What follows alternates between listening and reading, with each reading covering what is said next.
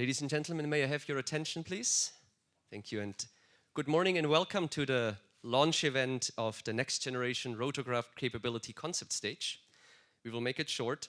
We will start the ceremony with introductory remarks by the NATO Deputy Secretary General, followed by introductory remarks by the Secretary of State for Defense of the United Kingdom in their role as the lead nation for this project. I will then invite the ministers to sign the documents in front of them before we come to the highlight of today, the trailer for the NGRC concept stage. And now, without further ado, DSG, the floor is yours. Good morning, everyone. Thank you for joining us today as we celebrate the launch of the concept stage for the Next Generation Rotorcraft Capability Initiative, the NGRC. I remember the initial signing of the letter of intent in October 2020, which we had to do virtually. So it is my great pleasure to be with you here today, only 19 months later, to mark the first milestone of this very important project. Je voudrais aujourd'hui exprimer ma sincère gratitude au ministre de la Défense de la France, de l'Allemagne, de la Grèce, de l'Italie, des Pays-Bas et le Royaume-Uni. Merci pour votre présence aujourd'hui et pour vos contributions importantes à notre alliance.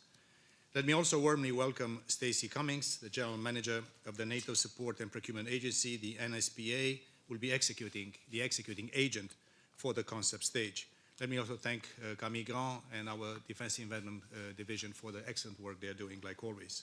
Medium-lift helicopters are a vital part of Allied capabilities and a key enabler for rapid deployment and transport. Our current fleets across the Alliance are a mix of models and designs that date back to the previous century. They will be gradually phased out in the coming decades, some of which are as early as 2035. The Next Generation Rotorcraft project aims to develop and field the next generation of medium-lift helicopters and ensure a seamless transition between the two generations. Over the next 3 years, the concept stage will be crucial to the success of the program. The 6 allies and the NSPA will work hand in hand with industry to identify and evaluate different concepts and approaches for vital parts of the next generation rotorcraft. Technology changes fast, and we cannot let our military capabilities to be left behind. By investing our resources and channeling our development through a multinational framework, we are making sure allies will be equipped for the best available equipment, helping NATO to maintain our technological edge. Developing a capability of this size and importance takes years of meticulous planning and development, and I'm glad to see that the allies are taking the necessary steps to ensure this project keeps pace with the latest in advanced technologies. Allies' investment in 3 years concept stage, a total of 26.7 million euros, highlights their commitment to its success. This demonstrates NATO's ability to respond to identified shortfalls by prioritizing interoperability, efficiency, and innovation. With that, let me finish by wishing you the very best for the continued success of this project. I'm looking forward to seeing it progress in the years to come and to many more similar ceremonies to come as well. Thank you all.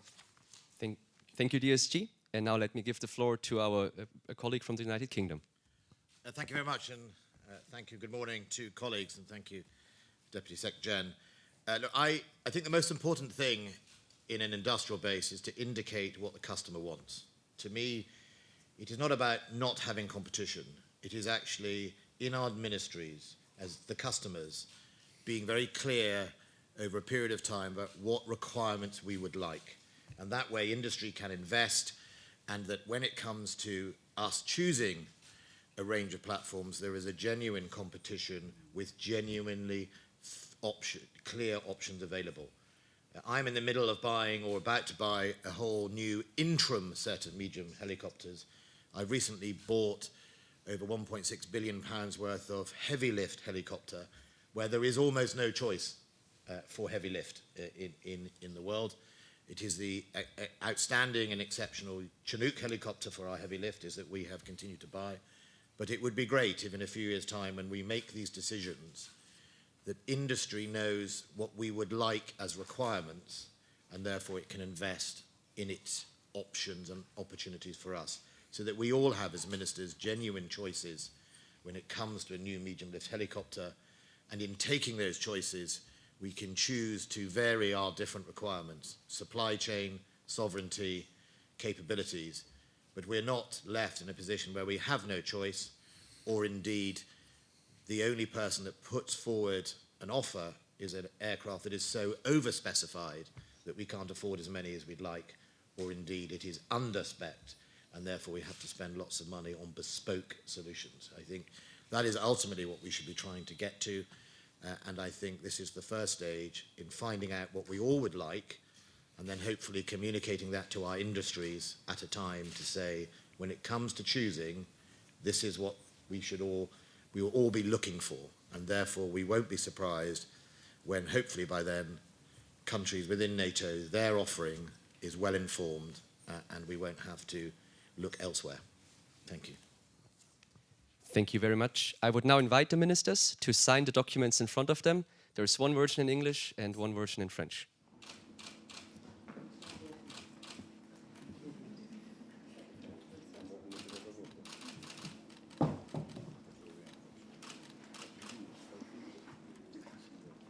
Now I would invite the NATO Deputy Secretary General, the NSP AGM, and the minister to quickly get up for a family photo.